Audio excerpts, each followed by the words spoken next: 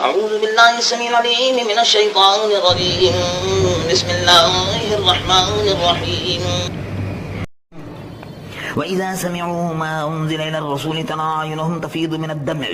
مما عرفوا من الحق يقولون ربنا آمنا فاكتبنا مع الشاهدين وما لنا لا نؤمن بالله وما جاءنا من الحق ونطمع أن يدخلنا ربنا مع القوم الصالحين فأثابهم الله بما قالوا جنات تجري من تحت الأنهار خالدين فيها وذلك جزاء المحسنين والذين كفروا وكذبوا بآياتنا أولئك أصحاب الجحيم. يا أيها الذين آمنوا لا تحرموا طيبات ما أحل الله لكم ولا تعتدوا إن الله لا يحب المعتدين وكلوا مما رزقكم الله حلالا طيبا واتقوا الله الذي أنتم به مؤمنون. لا يؤاخذكم الله باللغو في أيمانكم ولكن يؤاخذكم بما عقدتم الأيمان فكفارته إطعام 10 مساكين من أوسط ما تطعمون أهليكم أو كسوتهم أو تحرير رقبة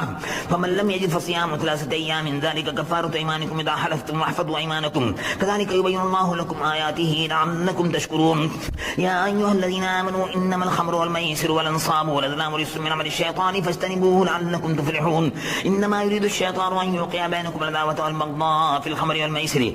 ويصدكم عن ذكر الله وعن الصلاة فهل أنتم منتهون. وأطيعوا الله وأطيعوا الرسول واحذروه فإن توليتم فاعلموا أنما على رسولنا البلاغ المبين. ليس على الذين آمنوا وعملوا الصالحات جزاهم فيما طعموا إذا ما اتقوا وآمنوا وعملوا الصالحات ثم اتقوا وآمنوا ثم اتقوا وأحسنوا والله يحب المحسنين. يا أيها الذين آمنوا ليبلونكم الله بشيء من الصيد تناله أيديكم ورماحكم ليعلم الله من يخافه بالغيب فمن اعتدى بعد ذلك فله عذاب أليم. يا أيها الذين آمنوا لا تقتلوا الصيد وأنتم حرم ومن قتله منكم متعمدا فجزاء مثل ما قتل من النعم يحكم به ذو عدل منكم هدي بالغ الكعبة وكفارة طعام مساكين أو عدل ذلك صياما ليذوق وبال أمره عفى الله عما سلف ومن عاد فينتقم الله منه والله عزيز ذو انتقام. أحل لكم صيد البحر وطعامه متاعا لكم وللسيارة وحرم عليكم صيد البر ما دمتم حرما واتقوا الله الذي إليه تحشرون. جعل الله الكعبة البيت الحرام قياما للناس والشهر الحرام والهدي والقلائد ذلك لتعلموا أن الله يعلم ما في السماوات وما في الأرض وأن الله بكل شيء عليم.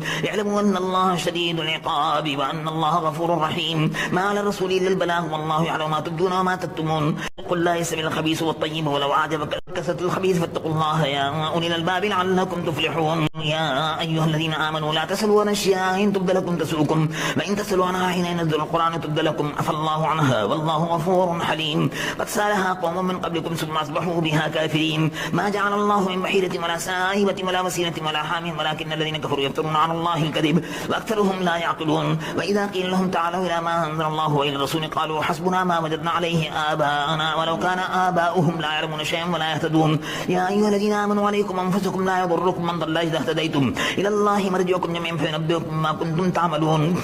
يا أيها الذين آمنوا شهادة بينكم إذا حضر أحدكم الموت حين الوصية اثنان ذوي عدل منكم وآخران من غيركم إن أنتم ضربتم في الأرض فأصابتكم مصيبة الموت تحبسونهما من بعد الصلاة فيقسمان بالله إن ارتبتم لا نشتري به ثمنا ولو كان ذا قربى ولا نكتم شهادة الله إنا إذا لمن الآثمين. فإن اعتدى على أنهما استحقا إثما فآخران يقومان مقامهما من الذين استحق عليهم الأوليان فيقسمان بالله لشهادتنا حق من شهادتهما وما اعتدينا إنا إذا لمن الظالمين. ذلك أدنى أن يأتوا بالشهادة على وجهها أو يخافوا أن ترد أيمان بعد أيمانهم واتقوا الله واسمعوا والله لا يهدي القوم الفاسقين. يوم يجمع الله الرسل فيقول ماذا أجبتم قالوا لا علم لنا إنك أنت علام الغيوب. إذ قال الله يا عيسى ابن مريم اذكر نعمتي عليك وعلى والدتك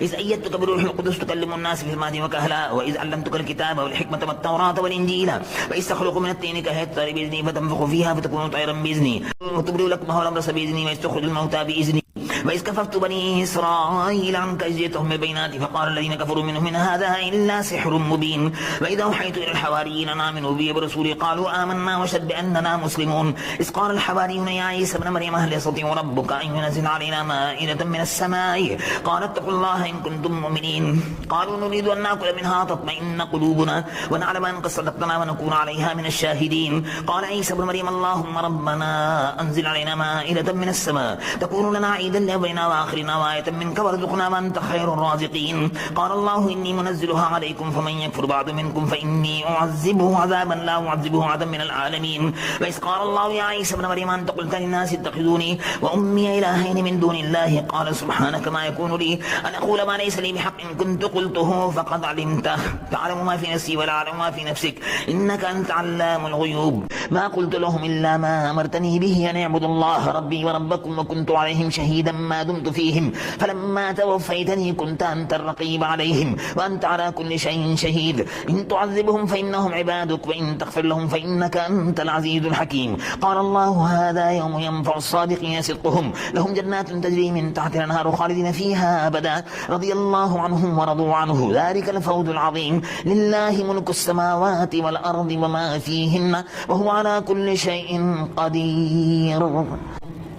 الحمد لله الذي خلق السماوات والأرض وجعل الظلمات والنور ثم الذين كفروا بربهم يعدلون. هو الذي خلقكم من طين ثم قضى أجل مسمى عنده ثم أنتم تمترون. وهو الله في السماوات وفي الأرض يعلم سركم وجهركم ويعلم ما تكسبون وما تأتيهم من آية ربهم إلا كانوا عنها معرضين. فقد كذبوا لك لما جاءهم فسوف يأتيهم أنباء ما كانوا به يستهزئون. ألم يروا كما أهلكنا من قبلهم من قرن مكناهم في الأرض ما لم نمكن لكم وأرسلنا السماء عليهم مدرارا وجعلنا الأنهار تجري من تحتهم فأهلكناهم بذنوبهم وأنشأنا من بعدهم قرنا آخرين. ولو نزلنا عليك كتابا في قرطاس فلمسوه بأيديهم لقال الذين كفروا إن هذا إلا سحر مبين. وقالوا لولا أنزل عليه ملك ولو أنزلنا ملكا لقضي الأمر ثم لا ينظرون ولو جعلناه ملكا لجعلناه رجلا وللبسنا عليهم ما يلبسون. ولقد استهزئ برسل من قبلك فحاق بالذين سخروا منهم ما كانوا به يستهزئون.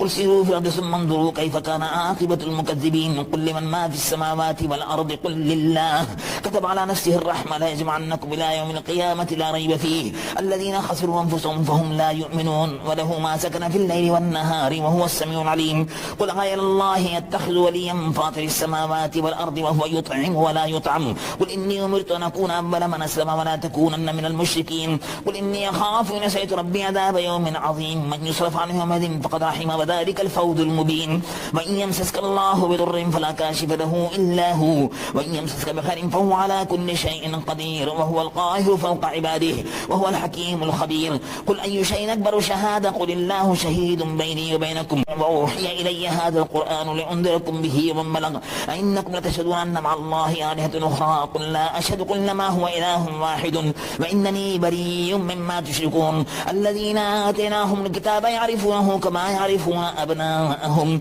الذين خسروا أنفسهم فهم لا يؤمنون. ومن أظلم ممن افترى على الله كذبا وكذب بآياته إنه لا يفلح الظالمون. ويوم نحشرهم جميعا ثم نقول للذين أشركوا أين شركاؤكم الذين كنتم تزعمون ثم لم تكن فتنتهم إلا أن قالوا والله ربنا ما كنا مشركين. انظروا كيف كذبوا على أنفسهم وضل عنهم ما كانوا يفترون. ومنهم من يستمع إليك وجعلنا على قلوبهم أكنة أن يفقهوا في آذانهم مقرا وإن يروا كل آية لا يؤمنوا بها حتى إذا جاءوك يجادلونك يقول الذين كفروا إن هذا إلا أساطير الأولين وهم ينهون عنه وينأون عنه وإن يهلكون إلا أنفسهم وما يشعرون. ولو ترى إذ وقفوا على النار فقالوا يا ليتنا نرد ولا نكذب بآيات ربنا ونكون من المؤمنين بل بدا لهم ما كانوا يخفون من قبل ولو ردوا لعادوا لما نهوا عنه وإنهم لكاذبون. فقالوا إن هي إلا حياتنا الدنيا وما نحن مبعوثين. ولو ترى إذ وقفوا على ربهم قال أليس هذا بالحق قالوا بلى ربنا قال فذوقوا العذاب بما كنتم تكفرون.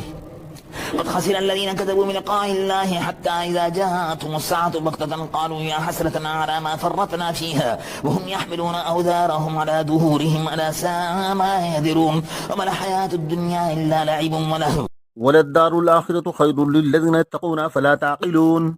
قد نعلم إنه لا يحزنك الذي يقولون فإنهم لا يكذبونك ولكن الظالمين بآيات الله يجحدون. ولقد كذبت رسل من قبلك فصبروا على ما كذبوا ووضوا حتى أتاهم نصرنا ولا مبدل لكلمات الله ولقد جاءك من نبأ المرسلين. وإن كان كبر عليك إعراضهم فإن استطعت أن تبتغي نفقا في الأرض وسلما في السماء فتأتيهم بآية ولو شاء الله لجمعهم على الهدى فلا تكونن من الجاهلين. إنما يستجيب الذين يسمعون والموتى يبعثهم الله ثم إليه يرجعون وقالوا لولا نزل عليها آية من ربه قل إن الله قادر على أن ينزل آية ولكن أكثرهم لا يعلمون وما من دابة في الأرض ولا طائر يطير بجناحيه إلا أمثالكم ما فرطنا في الكتاب من شيء ثم إلى ربهم يحشرون والذين كذبوا بآياتنا صم وبكم في الظلمات من يشاء الله يضلله ومن يشاء يجعله على صراط مستقيم قل أرأيتكم أتاكم عذاب الله أو تتكم الساعة وغير الله تدعون إن كنتم صادقين بل إياه تدعون فيكشف ما تدعون إليه إن شاء وتنسون ما تشركون ولقد أرسلنا إلى من قبلك فأخذناهم بالبأساء والضراء لعلهم يتضرعون فلولا إذ جاءهم بأسنا تضرعوا ولكن قست قلوبهم وزين لهم الشيطان ما كانوا يعملون فلما نسوا ما ذكروا به فتحنا عليهم أبواب كل شيء حتى إذا فرحوا بما أوتوا أخذناهم بغتة فإذا هم مبلسون فقطع دابر القوم الذين ظلموا والحمد لله رب العالمين قل أرأيتم إن أخذ الله سمعكم وأبصاركم وختم على قلوبكم من إله غير الله يأتيكم به انظر كيف نصرف الآيات ثم هم يصدفون قل أرأيتكم إن أتاكم عذاب الله بغتة أو جهرة هل يهلك إلا القوم الظالمون وما نرسل المرسلين إلا مبشرين ومنذرين فمن آمن وأصلح فلا خوف عليهم ولا هم يحزنون والذين كذبوا بآياتنا يمسهم العذاب بما كانوا يفسقون قل لا أقول لكم إني خزائن الله ولا أعلم الغيب ولا أقول لكم إني ملك إن أتبع إلا ما يوحى إلي قل هل يستوي العمى والبصير أفلا تتفكرون وأنذر به الذين يخافون أن يحشروا إلى ربهم ليس لهم من دونه ولي ولا شفيع لعلهم يتقون ولا تطرد الذين يدعون ربهم بالغداة والعشي يريدون وجهه ما عليك من حسابهم من شيء وما من حسابك عليهم من شيء فتطردهم فتكون من الظالمين وكذلك فتنا بعضهم ببعض ليقولوا هؤلاء من الله عليهم من بيننا أليس الله بأعلم بالشاكرين وإذا جاءك الذين يؤمنون بآياتنا فقل سلام عليكم كتب ربكم على نفسه الرحمة أنه من عمل منكم سوءا بجهالة ثم تاب من بعده وأصلح فأنه غفور رحيم وكذلك نفصل الآيات ولتستبين سبيل المجرمين قل إني نهيت أن أعبد الذين تدعون من دون الله قل لا أتبع أهواءكم قد ضللت إذا وما أنا من المهتدين قل إني على بينة من ربي فكذبتم به ما عندي ما تستعجلون به إن الحكم إلا لله يقص الحق وهو خير الفاصلين قل لو أن عندي ما تستعجلون به لقضي الأمر بيني وبينكم والله أعلم بالظالمين وعنده مفاتح الغيب لا يعلمها إلا هو ويعلم ما في البر والبحر وما تسقط من ورقة لا يعلمها ولا حبة في ظلمات الأرض ولا رب ولا يابس إلا في كتاب مبين وهو الذي يتوفاكم بالليل ويعلم ما جرحتم بالنهار ثم يبسكم فيه ليقضى أجل مسمى ثم إليه مرجعكم ثم ينبئكم بما كنتم تعملون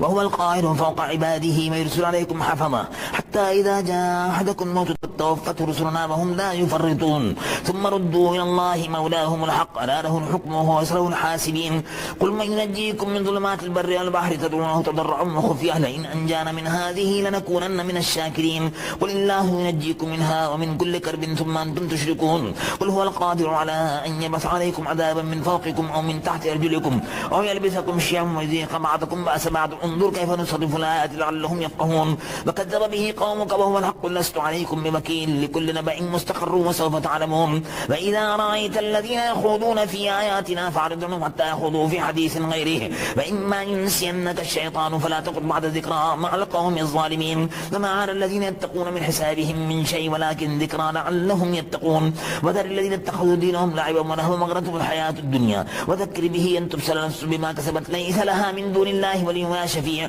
وإن تعدل كل عدل لا يؤخذ من هؤلاء الذين أبسلوا بما كسبوا لهم شراب من حميم وعذاب أليم بما كانوا يكفرون قل ندعو من دون الله ما لا ينفعنا ولا يضرنا ونرد على عقابنا بعد إذ هدانا الله كالذي استهبته الشياطين في الأرض حيران له أصحاب يدونه إلى الهدى ائتنا قل إن هدى الله والهدى وأمرنا لنسلم لرب العالمين وأن أقيموا الصلاة واتقوا وهو الذي إليه تحشرون وهو الذي خلق السماوات والأرض بالحق وما يقول كن فيكون قوله الحق وله الملك ومن ينفخ في الصور عالم الغيب والشهادة وهو حكيم خبير وإذ قال إبراهيم لأبيه آذر تتخذ أصناما آلهة إني أراك وقومك في ضلال مبين وكذلك نري إبراهيم ملكوت السماوات والأرض وليكون من الموقنين فلما جن عليه الليل رأى كوكبا قال هذا ربي فلما قال لا أحب الآفلين فلما رأى القمر بازغا قال هذا ربي فلما أفل قال لئن لم يهدني ربي لأكونن من القوم الضالين فلما رأى الشمس بازغة قال هذا ربي هذا أكبر فلما أفلت قال يا قوم إني بريء مما تشركون إني وجهت وجهي للذي فطر السماوات والأرض حنيفا وما أنا من المشركين وحاجه قومه قال تحاجوني في الله وقد هدان ولا أخاف ما تشركون به إلا أن يشاء ربي شيئا وسع ربي كل شيء علما فلا تتذكرون وكيف أخاف ما أشركتم ولا تخافون أنكم أشركتم بالله ما لم ينزل به عليكم سلطانا فأي الفريقين أحق بالأمن إن كنتم تعلمون الذين آمنوا ولم يلبسوا إيمانهم بظلم أولئك لهم الأمن وهم مهتدون وتلك حجتنا آتيناها إبراهيم على قومه نرفع درجات من نشاء إن ربك حكيم عليم ووهبنا له إسحاق ويعقوب كلا هدينا ونوحا هدينا من قبل ومن ذريته داود وسليمان وأيوب ويوسف وموسى وهارون وكذلك ننزل المحسنين وزكريا ويحيى وعيسى وإلياس كل من الصالحين وإسماعيل واليسع ويونس ولوطا وكلا فضلنا على العالمين ومن آبائهم وذرياتهم وإخوانهم واجتبيناهم وهديناهم إلى صراط مستقيم ذلك هدى الله يهدي به من يشاء من عباده ولو أشركوا لأحبط عنهم ما كانوا يعملون أولئك الذين آتيناهم الكتاب والحكم والنبوة فإن يكفر بها هؤلاء فقد وكلنا بها قوما ليسوا بها بكافرين أولئك الذين هدى الله فبهداه مقتديه قل لا أسألكم عليه أجرا إن هو إلا ذكرى للعالمين وما قدر الله حق قدره إذ قالوا ما أنزل الله على بشر من شيء قل من أنزل الكتاب الذي جاء به موسى نورا وهدى للناس تجعلونه قراطيس تبدونها وتخفون كثيرا وعلمتم ما لم تعلموا أنتم ولا آباؤكم قل الله ثم ذرهم في خوضهم يلعبون وهذا كتاب أنزلناه مبارك مصدق الذي بين يديه ولتنذر أم القرى ومن حولها والذين يؤمنون بالآخرة يؤمنون به وهم على صلاتهم يحافظون ومن أظلم ممن افترى على الله كذبا أو قال أوحي إلي ولم يوحى إليه شيء ومن قال سأنزل مثل ما أنزل الله ولو ترى إذ الظالمون في غمرات الموت والملائكة باسطوا أيديهم أخرجوا أنفسكم اليوم تجزون عذاب الهون بما كنتم تقولون على الله غير الحق وكنتم عن آياته تستكبرون ولقد جئتمونا فرادا كما خلقناكم أول مرة وتركتم ما خولناكم وراء ظهوركم وما نرى معكم شفعاءكم الذين زعمتم أنهم فيكم شركاء لقد تقطع بينكم وضل عنكم ما كنتم تزعمون إن الله فالق الحب والنوى يخرج الحي من الميت ومخرج الميت من الحي ذلكم الله فأنى تؤفكون فالق الإصباح وجعل الليل سكنا والشمس والقمر حسبانا ذلك تقدير العزيز العليم وهو الذي جعل لكم النجوم لتهتدوا بها في ظلمات البر والبحر قد فصلنا الآيات لقوم يعلمون وهو الذي أنشأكم من نفس واحدة فمستقر ومستودع قد فصلنا الآيات لقوم يفقهون وهو الذي أنزل من السماء ماء فأخرجنا به نبات كل شيء فأخرجنا منه خضرا نخرج من حبا متراكبا ومن النخل من طلعها قنوان دانية وجنات من عناب والزيتون والرمان مشتبها وغير متشابه انظروا إلى ثمره إذا أثمر وينعه إن في ذلكم لآيات لقوم يؤمنون وجعلوا لله شركاء الجن وخلقهم وخلقوا له بنين وبنات بغير علم سبحانه وتعالى عما يصفون بديع السماوات والأرض أنى يكون له ولد ولم تكن له صاحبة وخلق كل شيء وهو بكل شيء عليم ذلكم الله ربكم لا إله إلا هو خالق كل شيء فاعبدوه وهو على كل شيء وكيل لا تدركه الأبصار وهو يدرك الأبصار وهو اللطيف الخبير قد جاءكم بصائر من ربكم فمن أبصر فلنفسه ومن عمي فعليها وما أنا عليكم بحفيظ وكذلك نصرف الآيات وليقولوا درست ولنبينه لقوم يعلمون اتبع ما أوحي إليك من ربك لا إله إلا هو وعد المشركين ولو شاء الله ما أشركوا وما جعلناك عليهم حفيظا وما أنت عليهم بوكيل ولا تسبوا الذين يدعون من دون الله فيسبوا الله عدوا بغير علم كذلك زينا لكل أمة عملهم ثم إلى ربهم مرجعهم فينبئهم بما كانوا يعملون وأقسموا بالله جهد أيمانهم لئن جاءتهم آية ليؤمنن بها قل إنما الآيات عند الله وما يشعركم أنها إذا جاءت لا يؤمنون ونقلب أفئدتهم وأبصارهم كما لم يؤمنوا به أول مرة ونذرهم في طغيانهم يعمهون آمنت بالله صدق الله العلي العظيم